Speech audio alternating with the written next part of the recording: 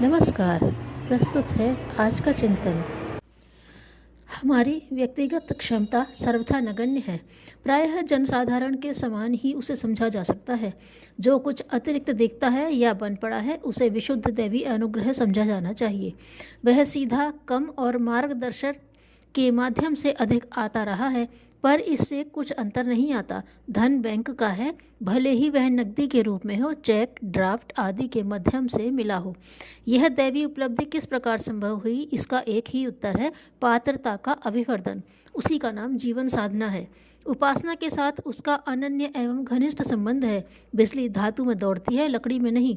आग सूखे को जलाती है, गीले को नहीं। माता बच्चे को गोदी तब लेती है जब वह साफ सुथरा हो। मल मूत्र से सना हो तो पहले उसे धोएगी, पोंछेगी, इसके बाद ही गोदी में लेने और दूध पिलाने की बात करेगी। भगवान की समीपता के लिए शुद्ध चरित्र आवश्यक है। कई व्यक्ति पिछले जीवन में तो मलिन रहे हैं, पर जिस दिन से भक्ति की साधना अपनाई उस दिन से अपना कायाकल्प कर दिया। वाल्मीकि, अंगुलीमाल, बिल्वमंगल, अजामिल आदि पिछले जीवन में कैसे ही क्यों न रहे हों, जिस दिन से भगवान की शरण में आए उस दिन से सच्चे अर्थों में संत बन गए। हम लोग राम नाम जपना, पराया माल अपना की नीति अपनाते हैं, कुकर्म भी करते रहते हैं, पर साथ ही भजन पूजन के सहारे उनके दंड से छूट मिल जाएगी ऐसा भी सोचते रहते हैं। यह कैसी विडंबना है।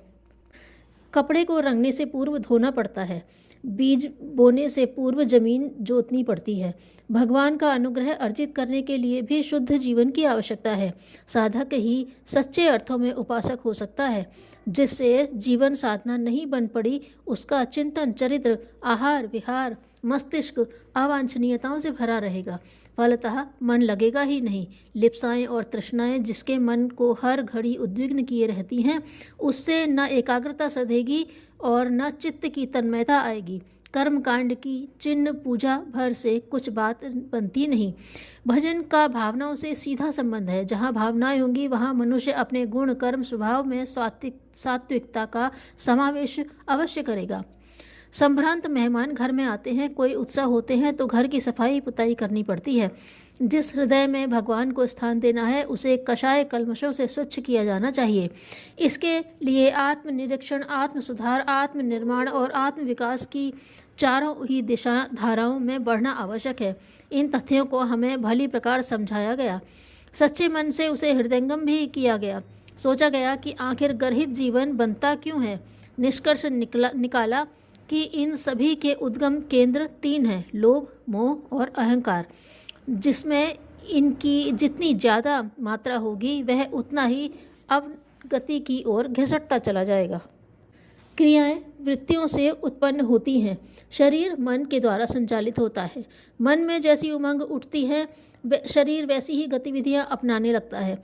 इसलिए अवांछनीय कृत्यों, दुष्कृत्यों के लिए शरीर को नहीं, मन को उत्तरदायी समझा जाना चाहिए। इस तथ्य को ध्यान में रखते हुए विश्व वृक्ष की जड़ काटना उपयुक्त समझा गया और जीवन साधना को आधारभूत क्षेत्र मन से ही आरंभ किया गया। देखा गया है कि अपराध प्रायः आर्थिक प्रलोभनों या आवश्यकताओं के कारण होते हैं।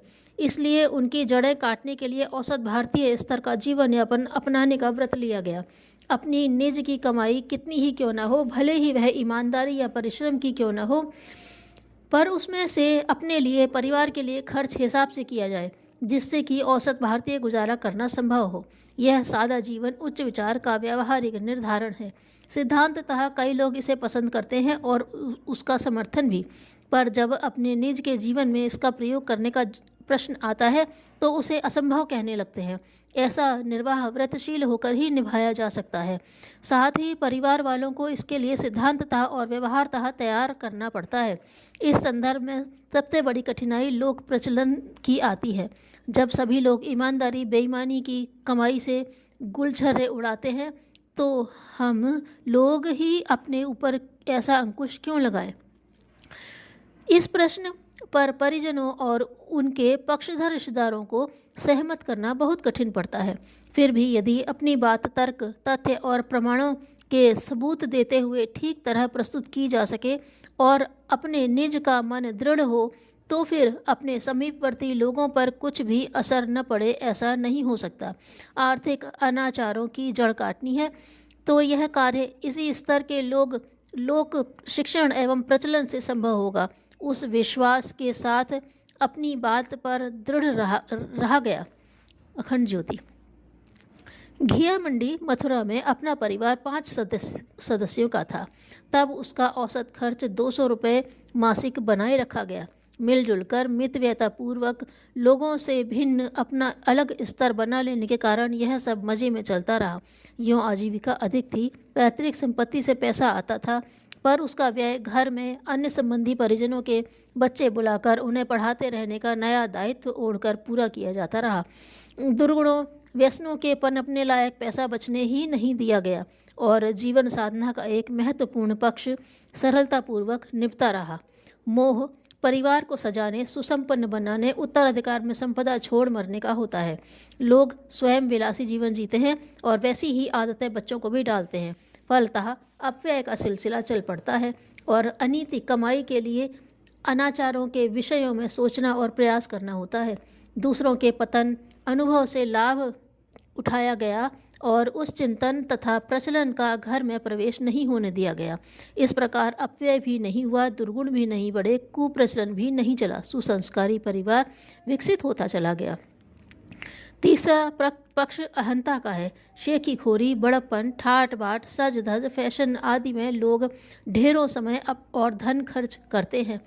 निजी जीवन तथा परिवार में नम्रता और सादगी का ऐसा ब्राह्मणोचित माहौल बनाए रखा गया कि अहंकार के प्रदर्शन का कोई गुंजाइश नहीं थी। हाथ से घरेलू काम की आदत अपनाई गई। माताजी ने मुद्दतों हाथ से चक्की पीसी है। घर का तथा अतिथियों का भोजन तो वे मुद्दतों बनाती रही हैं। घरेलू नौकर की आवश्यकता तो तब पड़ी जब बाहरी कामों का असाधारण विस्तार होने लगा और उनमें व्यस्त रहने के कारण माताजी का उनमें समय दे सकना संभव नहीं रह गया। यह अनुमान गलत निकला कि ठाट बाट से रहने वालों को बड़ा आदमी समझा जाता है और गरीबी से गुजारा करने वाले उद्विग्न, अभागे, पिछड़े पाए जाते हैं। हमारे संबंध में यह बात कभी लागू नहीं हुई। आलस्य और अयोग्यतावश गरीबी अपनाई गई होती तो अवश्य ऐसा होता, पर स्तर उपार्जन योग्य होते हुए भी यदि सादगी का हर पक्ष स्वेच्छापूर्वक अपनाया गया है तो उसमें सिद्धांतों का परिपालन ही लक्षित होता है। जो भी अतिथि आए, जिन भी मित्र संबंधियों को रहन सहन का पता चलता रहा, उनमें से किसी ने भी दरिद्रता नहीं कहा, वरन ब्राह्मण परंपरा का निर्वाह ही माना। मिर्च न खाने, खड़ाऊँ पहनने जैसे एकाध उपकरण सादगी के नाम पर अपनाकर लोग सात्विकता का विज्ञापन भर करते हैं। वस्तुतः आध्यात्मिकता निभती है सर्वतोमुखी संयम और अनुशासन से। उसमें समग्र जीवनचर्या को ब्राह्मण जैसी बनाना पड़ता है और उसके लिए मन को आदर्शों के प्रति निष्ठावान बनाने एवं अभ्यास में उतारने के लिए सहमत करना होता है। यह लंबे समय की और क्रमिक साधना है। हमने इसके लिए अपने को साधा और जो भी अपने मान जुड़े रहे उन्हें यथासंभव सधाया। संचित कुसंस्कारों का दौर हर किसी पर चढ़ता रहता है। काम, क्रोध, मोह, लोभ, मद, मत्सर अपनी उपस्थिति का परिचय देते रहे, पर उन्हें उभरते ही दबोच लिया गया। बेखबर रहने, दरगुजर करने से वे पनपने और कब्जा जमाने में सफल होते हैं। वैसा अवसर जब जब आया उन्हें खदेड़ दिया गया। गुण, कर्म, स्वभाव तीनों पर ध्यान रखा गया कि इसमें साधक के अनुरूप सात्विकता का समावेश है या नहीं। संतोष की बात है कि इस आंतरिक महाभारत को जीवन भर लड़ते रहने के कारण अब चलते समय अपने को विजयी घोषित कर सके। जन्मतः सभी अनगढ़ होते हैं। जन्म जन्मांतरों के कुसंस्कार सभी पर न्यूनाधिक मात्रा में लदे होते हैं। वे अनायास ही हट या भग नहीं जाते। गुरु कृपा या पूजा पाठ से भी वह प्रयोजन सिद्ध नहीं होता। उनके समाधान का एक ही उपाय है, जूझना। जैसे ही कुविचार उठें, उनके प्रतिपक्षी सद्विचारों की सेना को पहले से ही प्रशिक्षित कटिबद्ध रखा जाए और विरोधियों से लड़ने के लिए छोड़ दिया जाए। जड़ जमाने का अवसर न मिले तो कुविचार या कुसंस्कार बहुत समय तक ठहरते नहीं। उनकी सामर्थ्य स्वल्प होती है। वे आदतें और प्रचलनों पर निर्भर रहते हैं, जबकि सद्विचारों के पीछे तर्क, तथ्य, प्रमाण, विवेक आदि अनेक का मजबूत समर्थन रहता है। इसलिए शास्त्रकार की उक्ति ऐसे अवसरों पर सर्वथा खरी उतरती है जिसमें कहा गया है कि सत्य ही जीतता है, असत्य नहीं। इसी बात को यूँ भी कहा जाता है कि परिपक्व किए गए सुसंस्कार ही जीतते हैं, आधार रहित कुसंस्कार नहीं। जब सर्कस के रीछ वानरों को आश्चर्यजनक कौतूहल दिखाने के लिए प्रशिक्षित किया जा सकता है, तो कोई कारण नहीं कि अनगढ़ मन और जीवन क्रम को संकल्पवान साधना के हंटर से सुसंस्कारी न बनाया जा सके। ब्रह्मचर्य शोध संस्थान के सत्र चल रहे थे। विज्ञान, दर्शन, विद्या के कई विशेषज्ञों ने, जो मिशन के कार्यकर्ता भी थे, उसमें भाग लिया था। सत्र समापन पर पूज्य गुरुदेव का अंतिम प्रवचन हुआ, जिसमें समस्त संकल्पनाओं पर प्रकाश डाला तथा इस पुनीत कार्य हेतु समर्पित कार्यकर्ताओं का आह्वान किया गया था। अगले ही दिन सत्र में आए एक रसायन शास्त्र के पोस्ट ग्रेजुएट ऊपर गुरुदेव से आज्ञा लेने जा पहुँचे। बोले कि यहीं रहकर काम करना चाहता हूँ। बार बार अपनी योग्यता की रट लगा रहे थे। गुरुदेव ने सारी बात सुनकर एक ही बात पूछी, तुम क्या काम करोगे? ब्रह्मचर्य में उत्तर आया, मैं तो उपकरणों पर काम करूँगा, निर्देशक महोदय के साथ काम कर उनको सहयोग दूंगा। गुरुदेव ने पूछा, कभी झाड़ू लगानी पड़े, प्रयोगशाला की सफाई करनी पड़े, पाखाना की धुलाई करनी पड़े तो कर सकोगे? उत्तर आया, यह काम तो कोई भी नौकर कर लेगा, मैं तो वैज्ञानिक हूँ। कड़े शब्दों में गुरुदेव बोल उठे, जो स्वयं सेवक बन सके वही मेरा प्रिय परिजन बन सकता है। जाओ तुम नौकरी करो, तुम्हारे अंदर लोक सेवा के संस्कार जाग जाएं तब आना। यह थी इनकी मूल्यांकन की कसौटी। 5वें दशक के प्रारंभिक वर्षों का प्रसंग है। पूज्य गुरुदेव नेशनल लाइब्रेरी कलकत्ता से लौट रहे थे। रास्ते में गोरखपुर आरोग्य मंदिर के संचालक श्री मोदी जी से प्रत्यक्ष भेंट के बाद जब गुरुदेव ने बताया कि वह अपनी अखंड ज्योति पत्रिका को बिना विज्ञापन के निकालना चाहते हैं, तो मोदी जी ने कहा, मैं आपकी स्थिति अच्छी तरह देख रहा हूं। आपके बेडिंग पर लगा पैबंद व आपके कपड़े बताते हैं कि आपकी आर्थिक स्थिति बहुत सुदृढ़ नहीं है। आपका यह पक्ष सशक्त बनाने के बाद ही कोई व्रत लेना। यदि आप विज्ञापन बंद कर देंगे तो पत्रिका चलेगी कैसे? या तो पत्रिका बंद कर दीजिए या विज्ञापन के आधार पर ही उसे चलाइए। बात व्यवहारिक किंतु कटु सत्य थी, किंतु गुरुदेव की संकल्प शक्ति अधिक थी। उसके बाद चुनौती स्वीकार कर विज्ञापन बंद कर दिए। पत्रिका खूब चली। बाद में मोदी जी सन 1950 में घिया मंडी आए। गुरुदेव ने अखंड ज्योति के पास ले जाकर कहा, मेरी अखंड ज्योति यह है।